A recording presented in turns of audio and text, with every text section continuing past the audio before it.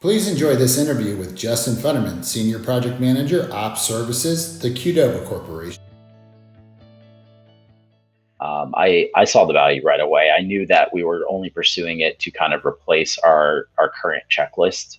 But right away, we really understood that there were several other opportunities to use it and have a lot more value, create a lot of accountability and visibility into our above store leaders and our corporate leaders as well.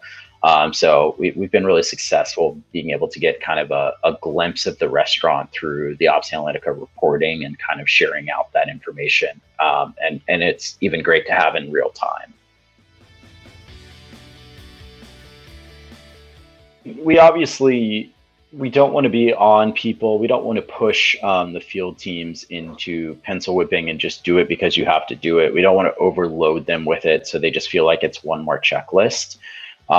We've built systems in. The way we use it is really we say it's okay if the answer is no or this isn't on the right temperature, but you've got to do these, X, Y, and Z actions if that's the case. So we really don't want to make it seem like another task. When we were training it and rolling it out, we really leaned into the element of this making their jobs easier. It's going to be customized for your restaurant, so you only see questions that are applicable to you. This is going to allow you to do this process that you're already doing much faster.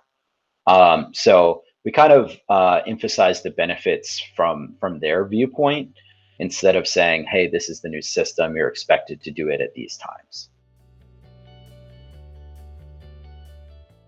So for us, there were a couple factors. We obviously evaluated a couple competitors.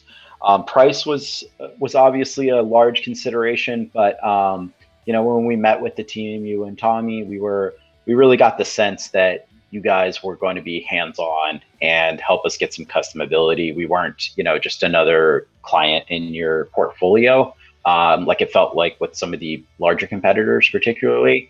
And that proved true. I mean, I can't say enough about how much Tommy has helped. He's always been available and really helped us get a lot of the custom work and stuff that we were hoping for done. So I have no regrets about that. And I think we partnered with someone who just didn't see us as another number. COVID pandemic is an excellent example. As we have, we're in 49 states and in Canada, so we have a lot of different jurisdictions that we're within. And as every governor or mayor or local area changes rules about employee screening or social distancing in a restaurant or requirements to reopen your dining room, we can do very dynamic checklists that include pictures to make sure that each location by area or by district or whatever we want, any way we want to slice and dice it, we can serve them very specific forms and feel much better that it's accurate and that we're getting real-time information. We were able to implement employee screening at all our locations as it was needed, within a couple hours. So we've been able to, we've really loved it. We've been able to make changes to those as needed, as our legal team reviews or whatever the case may be. And just thinking about what our historic options would have been, we would have had to print and send some other option that it would have been outdated by the time it arrived. So we've been able to be very flexible in that space. Absolutely.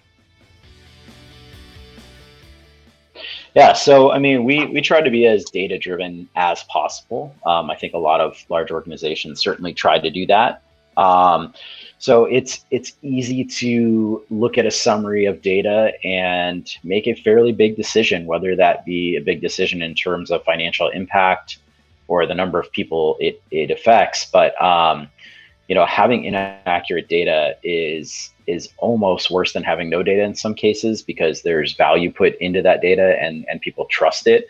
So if it's not correct and it's not updated or it's not been done with integrity, we can make some, there's millions of dollars on the line that decisions can be made, poor decisions can be made based on inaccurate data. So, having real-time accurate stuff that we can trace and see GPS on and have photo proof of just really bolsters confidence in that and can help streamline some decision making. So it's been great for us. We've actually incorporated some of the metrics and readouts into our employee evaluations for the district manager level. So it's part of their kind of scorecard every quarter, along with their sales metrics and retention records. Their compliance of their teams to OpsAnalitica and their scheduled checklist is now a part of that. So that's been great. It's also, one thing that we particularly struggled with in our service model is that we have to send out menu boards every time we want to do an update or a promotion. So you can imagine at our scale and a bunch of different price points, there's a lot of variability. There's a lot that has to go right to ensure everyone has the right materials, it matches the POS pricing, etc.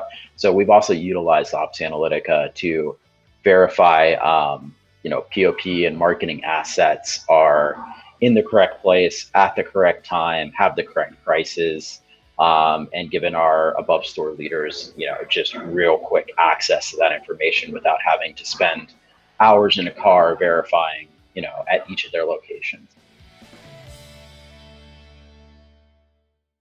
I think I really thought it was going to be kind of a confined scope.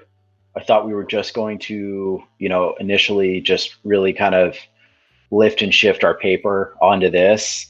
And, once again, we've just found numerous uses and, we've been able to correct things on the fly so quickly that it's above and beyond what we've expected as far as that ability and the short lead times it takes to get anything done. I definitely makes me look good when I can update my stuff and have the system updated in a matter of minutes when there's a new ask. And some of these other people on different systems for different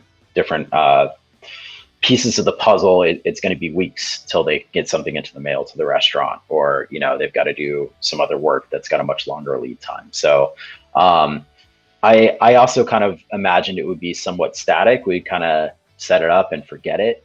And we've just found so many things that we want to do with it that, it's become a big part of my role now, is kind of maintaining the system and creating new content and making sure that everything's up and running as expected. And, everyone's getting the right forms and kind of meeting all the new asks that we have.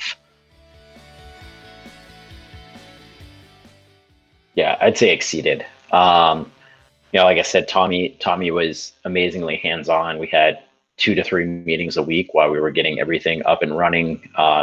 He actually, took the time to go into some of our test restaurants in Colorado, kind of witness some of the feedback that we were getting. So it means that we didn't, need to get on a plane and do that. So it was above and beyond the amount of kind of hand holding we got from your team was awesome. We wanted to do a lot of customization that I think was probably slightly abnormal for the other restaurants in your portfolio. And Tommy was fully supportive of that. And, not only did he do it, but he taught me how to do it so that I can leave him alone now and do a lot of that stuff myself. So, he wanted to make sure that this was an integrated part of our brand for a long time. So he really took that time at the beginning to make sure that we are set up and can do the things we're doing. And I know he's talked about, some future development ask and things that would make our lives easier as well. So can't say enough about that. So obviously we can see all the responses real time. They're all GPS tags, so we can ensure they were happening in the restaurant, which can help with any kind of legal issues we might have in the future.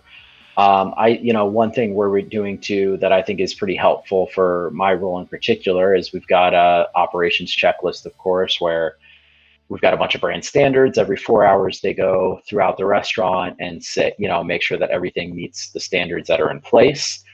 So one thing that I do with, about every 2 or 3 weeks is I'll run a report on that for the system and understand where people are saying, no, this isn't as it should be, I need to fix it. So I kind of prioritize those things and understand, hey, if there's a problem in the restaurant, something that's constantly not being able to be done, Is that a staffing issue, a training issue? Is it an operations issue? So it really kind of creates a priority list for our department.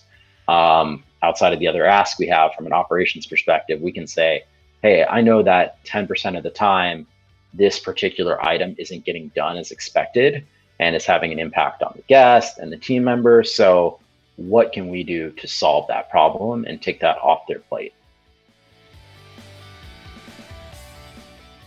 Real-time data lets us identify when things aren't going well really quickly. Our district managers, for example, they get an alert every time a restaurant misses a scheduled checklist.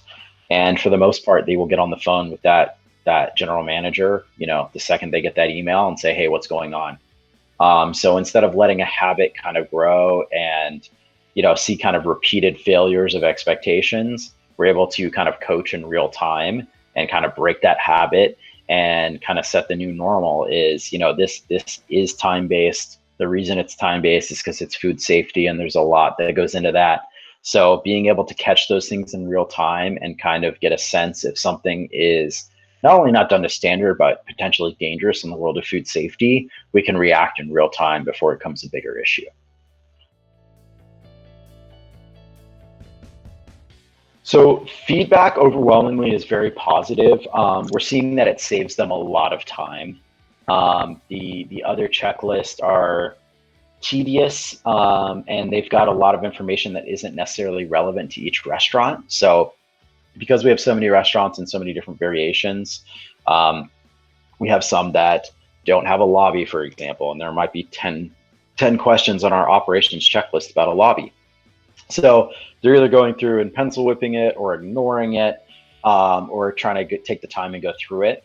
So for them, it really saves time. And the other thing I think is important is they were going back in the past. They're not obviously working every shift. They've got shift managers, assistant managers. So they would go back in the morning, the next shift they worked, and kind of review the physical paperwork previously. And then they would have to follow up with that manager. This really cuts that out a lot. They're also kind of notified in real time when one is missed or not done, if something's incorrect or kind of an anomaly. So it creates a situation where they don't have to do as much follow up with the rest of their management team because the system kind of prompts the shift managers and assistant managers what they need to do when they need to do it. And they don't need someone kind of standing over their shoulder, making sure that it's accurately because all that's built in already. So it gives more information. If you're looking at a piece of paper, you don't know how long that took to complete. With OpsAnalitica, we know exactly how long it took to complete, and we can compare it to thousands of other incidences of the same form to really identify those outliers and people who might not be doing it with full integrity.